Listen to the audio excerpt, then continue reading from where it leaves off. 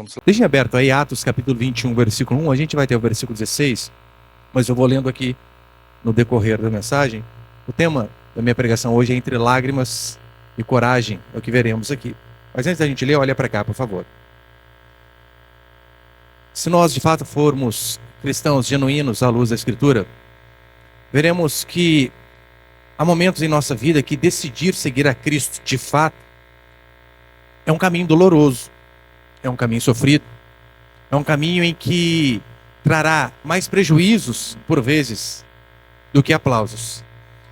Paulo, ele tinha essa certeza de que ser cristão e seguir a ordem do Senhor não era fácil.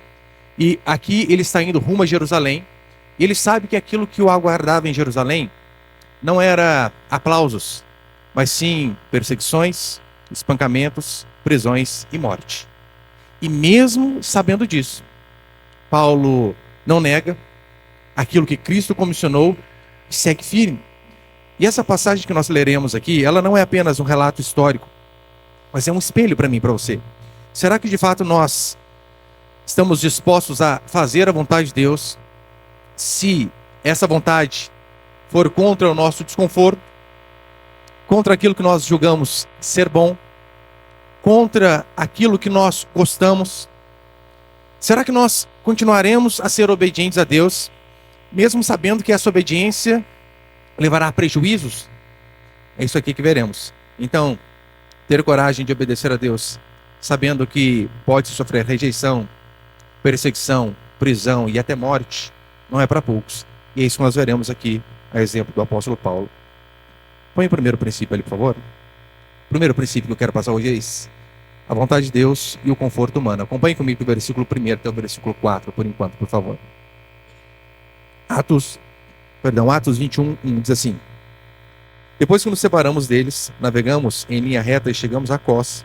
No dia seguinte, chegamos a Rhodes e dali a Pátara. Verso 2: encontrando um navio que seguia para a Fenícia, embarcamos e partimos. E quando avistamos Chipre, deixamos à esquerda e navegamos para a Síria. E chegamos a Tiro, pois o navio ia ser descarregado ali. Verso 4: encontrando os discípulos, demoramos-nos ali 7 dias. E pelo Espírito eles diziam a Paulo que não fosse para Jerusalém. Por enquanto, até aí, olha para cá, por favor. Veja, o texto ele começa mostrando Paulo e seus companheiros indo ali de porto a porto. E Lucas faz questão de detalhar esses lugares para que de fato o cristianismo possa ser verificável. São nomes de cidades que, por mais que o nome foi mudado, mas ainda existem até hoje. E Lucas detalha cada parada para mostrar que nada é por acaso. Mas o interessante começa aqui no versículo 4. Diz a Escritura que pelo Espírito os discípulos advertiram Paulo: não vá a Jerusalém. Bicho pequenininho, gente. Saiu. A Bíblia diz que pelo Espírito aqueles discípulos, aqueles irmãos, advertiram Paulo que ele não fosse a Jerusalém. Alguns críticos, eles vão dizer que aqui de fato há uma contradição na Escritura. Em que sentido? Deus está dizendo que ele falou algo para Paulo: vá a Jerusalém. E os discípulos estão falando diferente: Paulo, não vá a Jerusalém. Está vendo como Deus de vocês é contraditório? Mas vocês vão ver que de fato não há contradição. O Espírito Santo de fato falou algo para Paulo e falou algo para os discípulos. E a vontade de Deus era de fato que Paulo fosse. A única coisa que aconteceu é que aqueles discípulos, eles interpretaram a advertência divina sobre os sofrimentos que viriam sobre Paulo como uma proibição. E não era proibição. Era apenas um lembrete, uma advertência de que, Paulo, você indo a Jerusalém, você vai passar por muitas dificuldades. Mas não era para você deixar de ir. Era apenas um aviso. Calvino, explicando esse texto, ele vai dizer que de fato o Espírito, ele revela os sofrimentos a Paulo. Só que aqueles homens, tomados por zelo humano, porque eles amavam Paulo, eles queriam bem o apóstolo, mas aqueles homens e mulheres tomados pelo zelo humano, eles interpretaram como: não vá, é perigoso, Deus está falando para não ir. Ou seja, eles tiveram uma interpretação mais emocional do que espiritual. Porque, óbvio, qualquer um de nós aqui, sabendo que o pastor, algum líder, olha, se ele for para lá, ele vai ser perseguido, preso e morto. Todos iríamos dizer: não, não vá, fique aqui. Mas na verdade, aquela era a vontade de Deus, e Deus estava apenas advertindo a Paulo pela boca daqueles irmãos ali. Ou seja, se era a vontade de Deus, Paulo tinha que se preparar. Ele não tinha que negar, ele tinha que se preparar. Portanto, Paulo aqui, ele não está em nenhum momento sendo desobediente à vontade de Deus. Muito pelo contrário. Mesmo sabendo das tensões e das muitas dificuldades que viria, Paulo não foi covarde. Paulo não arregou. Paulo não ficou com medo. Mas ele disse, vai ser difícil? Sim, mas eu irei se essa for a vontade de Deus. Portanto, quando Deus revela o sofrimento que está à frente, não é para que fujamos, mas é para que venhamos a nos preparar. E era de fato isso que Paulo estava fazendo. Aqueles irmãos e irmãs foram boca de Deus para quê? Para que Paulo se preparasse por aquilo que ele iria enfrentar. E os caminhos de Deus, eles nem sempre são rosas. Por vezes, a vontade de Deus para as nossas vidas vai ser o caminho de espinho. Não vai ser o melhor caminho, vai ser o caminho mais difícil. E aqui é óbvio, nós já derrubamos aquele velho adágio popular que diz assim, se for de Deus, tudo vai dar certo. Mentira! Aqui era o contrário. Aqui, a certeza de que aquilo era a vontade de Deus, é que de fato ia haver muito sofrimento. Agora, se é a vontade de Deus vai dar tudo certo, a pergunta que eu e você devemos fazer é, certo aos olhos de quem? Aos nossos olhos, por vezes vai parecer errado. Mas o que importa de fato é aos olhos de Deus. Lembra? Quando Paulo, aqui ele vai a Jerusalém, veremos, se Deus permitir, nas próximas semanas, Paulo lá é preso. Paulo passa por 2 prisões. E analisando de forma natural, a princípio parece que Deus errou. Em que sentido? Como assim? O maior missionário que a igreja já viu. Deus deixa com que ele seja preso. Isso seria um erro de estratégia, humanamente falando. Paulo fora da prisão renderia muito mais do que dentro da prisão. Nós, talvez, de forma fria e humana, iríamos analisar dessa forma. Mas Deus não errou. Aquelas prisões de Paulo, elas tiveram um objetivo. E se não fossem essas cadeias de Paulo, nós não teríamos a maioria das cartas aqui do Novo Testamento. Ou seja, os olhos humanos não conseguiam ver que aquilo que a princípio era um caminho tortuoso, cheio de espinho e ruim para o homem Paulo, seria algo extremamente frutífero para o evangelho. Você consegue ver que a vontade de Deus, por vezes, ela não caminha, a princípio parece que no mesmo trilho da vontade humana? Nós vemos isso com Paulo. Nós vemos isso também com o José do Egito. Se coloque no lugar de José. Vendido por seus irmãos. Pelo mais bonzinho, né? Outros queriam matá-lo. O mais bonzinho disse, vende. Vendido por seus irmãos. Começa a passar a dificuldade e vai para a cadeia. Vai para o Egito, vai para a cadeia. E só sofrimento a sua vida inteira. Para no final da sua vida, ele de fato descobrir qual era o propósito. Tanto é que no finalzinho do livro de Gênesis, lá do capítulo 35 em diante, aí você vê ele depois de uma vida de sofrimento, dizendo, não foram vocês, meus irmãos, que me mandaram para cá. Deus me enviou diante de vocês para que se preservasse a vida. Ou seja, se não fosse aquele sofrimento, um caminho tortuoso, espinhoso e difícil para José, seus irmãos não permaneceriam vivos. Entre seus irmãos havia Judá. De Judá veio Davi. De Davi veio Jesus. De Jesus veio a nossa salvação. Você consegue entender como que José, se ele olhasse com os olhos naturais, ele diria, não, isso aqui não pode ser a vontade de Deus, está tudo dando errado. Em casa está dando errado. Aí eu sou vendido, dá errado. Eu vou para a cadeia, dá errado. Me esquecem até lá. Mas as coisas estavam na ótica correta diante dos olhos do Senhor. E por vezes em nossas vidas, passaremos por situações assim, onde nem sempre o melhor caminho é aquele que é a vontade de Deus. Olha, só um exemplo bem básico, pessoal. Eu lembro que lá em 2007, estávamos eu e o Thiago na aeronáutica, éramos soldados, e para a nossa unidade abriu 2 vagas para o curso de cabo. Todo o período antes de nós, este curso, que era feito em 3 meses, sempre funcionou na unidade ao qual nós servíamos, em Guaratinguetá, na escola especialista. Justamente no ano que a gente passa, eles espalham. Manda um pouco lá para Recife, manda um pouco para Brasília, manda eu e ele lá para o Rio Grande do Sul. E justamente nesse período ele descobriu que a namorada dele, que hoje é esposa, estava grávida. Ó, olhando pelos olhos naturais, onde podemos encontrar algo bom nisso? Só que Deus usou aquele sofrimento, aqueles 3 meses de Calvário longe, para que lá ele pudesse ouvir o evangelho, se converter e voltar de lá firme na igreja.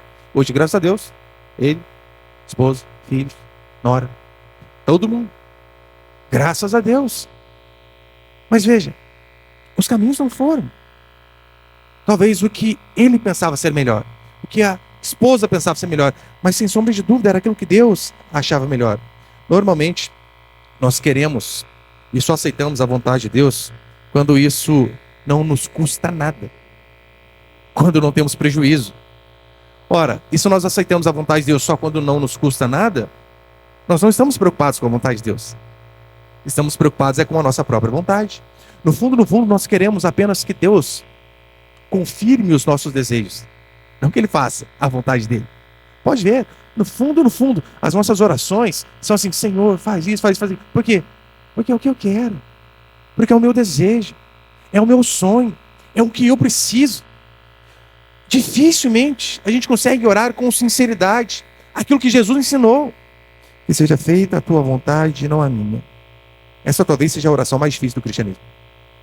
Orar sinceramente assim: que seja feita a sua vontade e não a minha.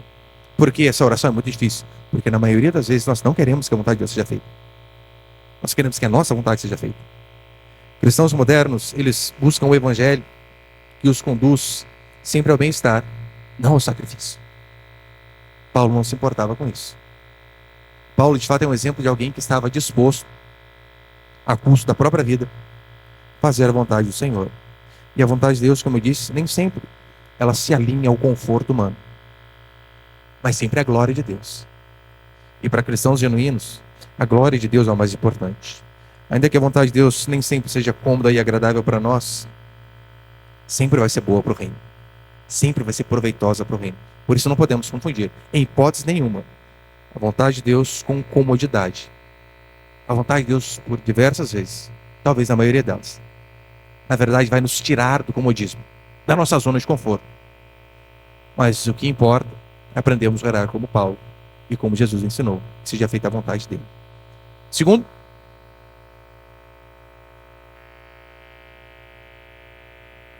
princípio, o verdadeiro amor não impede o sofrimento. Versículo 5, acompanhe comigo, por favor.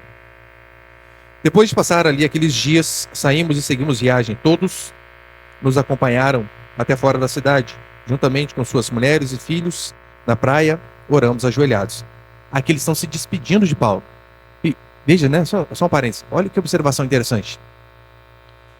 Eles, mulheres e filhos, sendo igreja, estando juntos, orando juntos, de joelhos juntos. Consegue ver a importância da família estar unida na igreja? Filhos, por isso eu sempre digo: se você tem filho, enquanto estiver morando debaixo do seu teto, traga-o. Traga-o. A igreja é formada por famílias. Então nós vemos que isso de fato é muito importante. Versículo 6 até o versículo 9. Vai dizer assim: então nos despedimos uns dos outros, embarcamos e eles voltaram para casa. Concluída a nossa viagem de Tiro, chegamos a Ptolaimada. E depois de cumprimentar os irmãos, passamos um dia com eles. Verso 8. Partindo no dia seguinte, fomos para Cesareia e ali ficamos na casa de Filipe, o evangelista, que era um dos 7. Ele tinha 4 filhas virgens que profetizavam. Só olha para cá, por favor. Quando ele disse que ele tinha 4 filhas virgens que profetizavam, primeiro, aqui não é suporte nenhum para pastorado feminino, porque Paulo não iria se contradizer. Claro que não, em hipótese alguma. Na verdade, o que nós vemos aqui sobre essas filhas de Filipe que profetizavam é apenas o cumprimento daquilo que tinha sido profetizado lá por Joel no capítulo 2, lembra? Que haveria um dia em que Deus derramaria o teu espírito sobre toda a carne, sobre jovens, velhos, crianças, todos. Isso aqui é apenas o cumprimento da profecia. Ou seja, a profecia feminina aqui, ela não contradiz a ordem apostólica sobre o ensino público na igreja. Continua sendo proibido mulher ensinar de forma pública na igreja. O que nós vemos aqui, de fato, no contexto, é que aquelas filhas de Filipe profetizavam de forma doméstica. Porque onde que Paulo estava? Na casa de Filipe. Não diz que estavam no culto e as irmãs estavam pregando. Não, estavam na casa de Filipe. Versículo 10 até o versículo 11. Entra uma parte um pouquinho mais dramática aí, a profecia de Ágabo. Atos 21, 10. Demorando-nos ali muitos dias, um profeta chamado Ágabo desceu da Judéia. Ele veio encontrar-se conosco, pegou o cinto de Paulo e, amarrando os próprios pés e mãos, disse: o Espírito Santo diz: assim os judeus em Jerusalém amarrarão o homem a quem este cinto pertence e o entregarão nas mãos dos gentios. Agora você imagina o que era para aqueles irmãos que de fato tinham um apóstolo como pastor, amavam Paulo. De repente vem um profeta que vem da Judéia e faz aquela profecia diante de todos. Mais pessoas avisando: Paulo, o negócio vai ficar feio para o seu lado. Os irmãos já tinham avisado lá atrás. Agora Ágabo vem e profetiza de novo. Assim vai acontecer com o dono deste cinto. E sabe o que é interessante? Olha o que os irmãos disseram para Paulo no versículo 12. E com certeza nós falaríamos a mesma coisa. Atos 21, 12. Quando ouvimos isso, ou seja, a profecia de Ágabo, suplicamos a Paulo, tanto nós como as pessoas daquele lugar, que não subisse para Jerusalém. Claro, Paulo não vai. Fique conosco. Lá já era. Vai ser preso, perseguido, morto. Fique com a gente. Você percebeu que os irmãos, de forma natural, eles estão demonstrando a preocupação deles pelo pastor que eles tinham, pelo apóstolo. Mas o mais interessante dessa história é como que Paulo responde a esses irmãos, no verso 13. Então Paulo respondeu: que fazeis chorando e entristecendo meu coração? Porque estou pronto, não só para ser amarrado, mas até para morrer em Jerusalém pelo nome do Senhor Jesus Cristo. Você consegue perceber que o amor da igreja por Paulo, na verdade, estava na contramão da vontade de Deus, pelo menos naquele instante? Aqueles irmãos amavam Paulo. Só que o sofrimento que eles queriam evitar que Paulo passasse era o que Deus havia determinado. Era o que Deus havia falado. Era o que Deus havia profetizado lá quando Paulo converteu. Quando Ananias disse a ele: este vai ver o quanto importa sofrer pelo nome do Senhor. E aqui, na verdade, está apenas se cumprindo aquilo que Deus já havia prometido. Mas a igreja, o amor dos irmãos por ele, aqui estava, na verdade, indo na contramão da vontade do Senhor. A profecia, ela não visava dissuadir Paulo, mas era para fortalecê-lo para aquilo que é inevitável. Porque, sem sombra de dúvida, a vontade de Deus é inevitável em nossas vidas. Não há o que façamos. Martin Lloyd Jones, comentando a respeito desse assunto, ele vai dizer assim: a igreja não deve proteger os seus membros do sofrimento por Cristo, mas encorajá-los a suportá-lo com fé. Isso é o evangelho. O evangelho autêntico, ele não promete libertação da dor, mas coragem para enfrentarmos aquilo que for necessário, segundo a vontade do Senhor.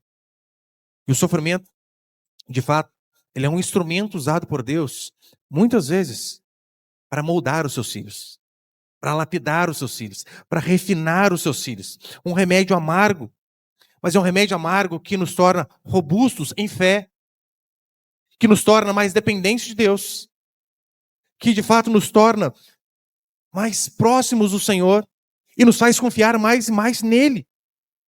Portanto, não devemos rejeitar nem o sofrimento. Não deve ser rejeitado. Agora, aqueles irmãos amavam Paulo, mas aquele amor estava distorcido. Pelo menos aqui, neste contexto.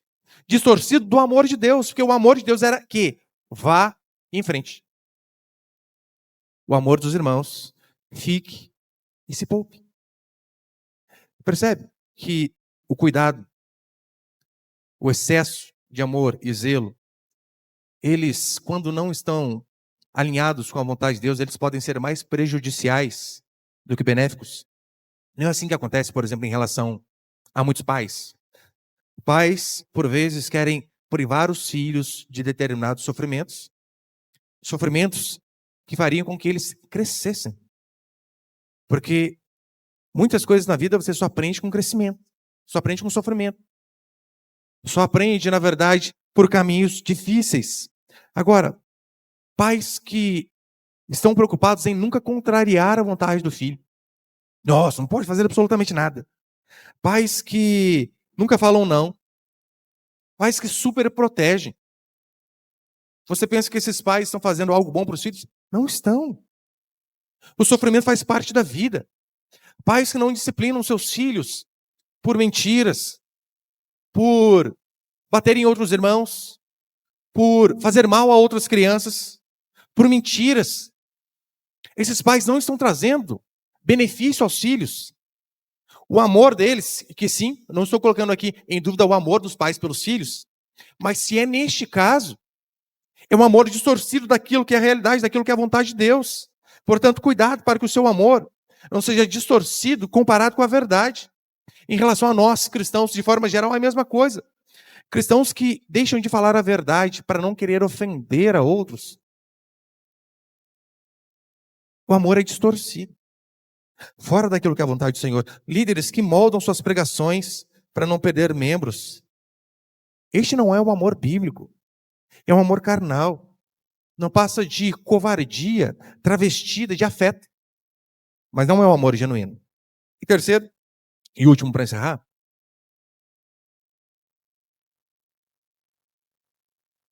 Terceiro, põe ele, por favor, Miguel. Submeter-se à vontade de Deus é prova de fé. Versículo 14 até o 16. Acompanhe comigo para a gente encerrar esse trecho, por favor. Versículo 14. E como não se deixasse se demover, desistimos e dissemos: faça-se a vontade do Senhor. Depois desses dias, fizemos os preparativos e subimos para Jerusalém. E alguns discípulos de Cesareia foram também conosco e nos levaram até Minasson, natural de Chipre, discípulo de longa data com quem iríamos nos hospedar. Até aí, tá bom. Veja. Os irmãos, ou seja, a igreja, ali de fato aprendeu a se render diante da vontade do Senhor. É interessante que a palavra grega aqui para a vontade de Deus carrega a ideia de um decreto soberano que vai ser cumprido, quer as pessoas queiram ou não. É exemplo lá de Jonas. Lembra Jonas? Deus disse: rapaz, vá para Nínive. Jonas pega o caminho oposto, vai para Tarsis, para o fim do mundo, último lugar conhecido, se esconder de Deus. Mas era um decreto divino. Podemos fazer algo contra os decretos divinos? Claro que não. Vamos cumprir isso. A forma como cumprimos já depende de nos quebrantarmos de início ou não. Jonas tentou se endurecer, foi vomitado. Mas a vontade de Deus, aqui de fato é um decreto soberano, e esse decreto ele não pode ser frustrado. Paulo, ele não estava buscando sofrimento, mas ele estava disposto a enfrentá-lo. Para ele, a vontade de Deus estava acima da sua própria segurança. A preocupação dele em obedecer a Deus era maior que qualquer coisa. Herman Bavinck, na sua dogmática, ele vai dizer assim a respeito desse texto: a fé verdadeira não é apenas crer em Deus quando Ele nos abençoa, mas descansar na sua mão quando Ele nos fere. Isso parece até ser duro, mas de fato é crer em Deus em toda e qualquer circunstância. Não apenas quando a bênção vem, mas quando a correção, o castigo e o sofrimento também. A igreja aprendeu aqui uma das lições mais difíceis: submeter o amor humano à vontade divina. É isso que eu e você devemos fazer. E a maturidade cristã, de fato nós vamos caminhando e vamos amadurecendo na vontade de Deus.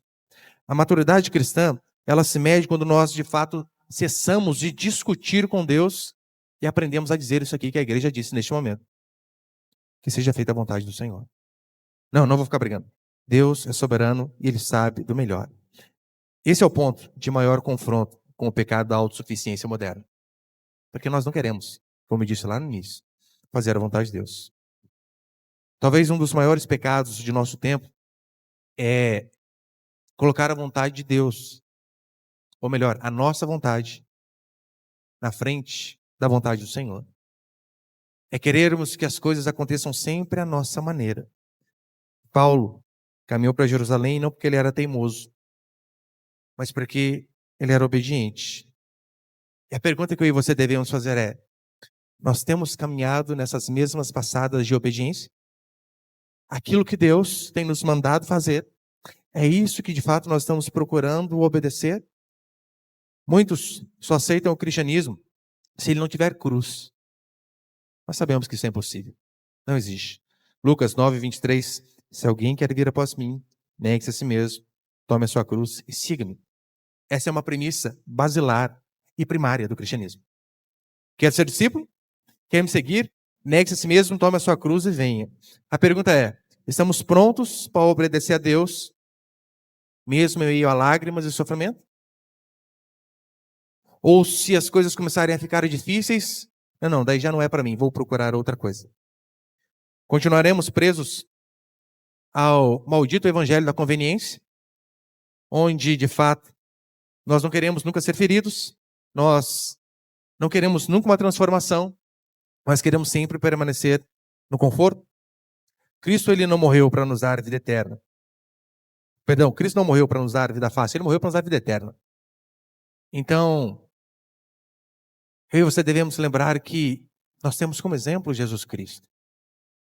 Exemplo de obediência, mas também exemplo de sofrimento.